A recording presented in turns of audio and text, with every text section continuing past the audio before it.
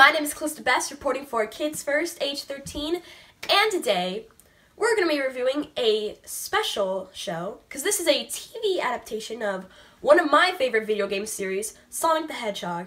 Today we are reviewing Sonic Underground. So the plot of this show is Sonic and his siblings Sonia and Manic have to team up to try and find their missing mother, Queen Alina, and protect her from the evil Dr. Robotnik. Okay, so first off, animation.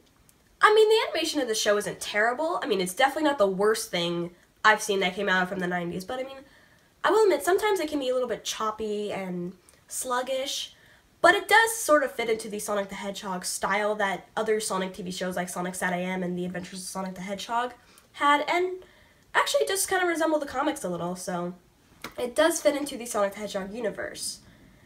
Also, one thing I found very interesting about this adaptation is Sonic and his siblings, all their weapons are magic musical instruments, and that's something I've never actually seen done in any of the adaptations of Sonic, so points for creativity and originality. Speaking of that, this is an adaptation, and of course with adaptations there are going to be some changes. The most notable one for this series is the two new characters, Sonic's siblings, Sonia and Manic.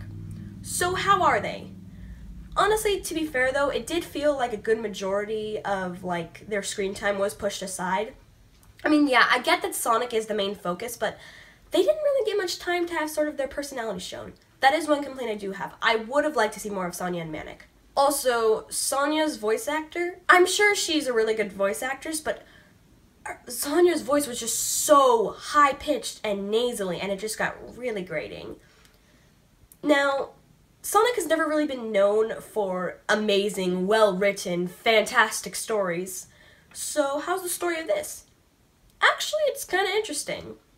I mean, I can tell it wanted to take more of a darker tone as like they're trying to find their long-lost mother, which is more like intense and a little bit more dark for like a kid's show. And to be fair, the Robotnik in this actually isn't that bad.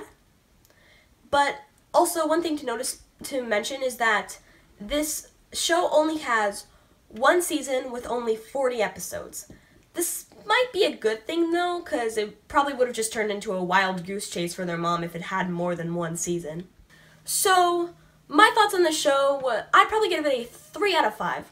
I would probably recommend this more for ages 6 to 13, as it is definitely geared towards a younger audience, and people who don't like Sonic probably won't get too into it. I probably liked it more because I am actually a big Sonic fan.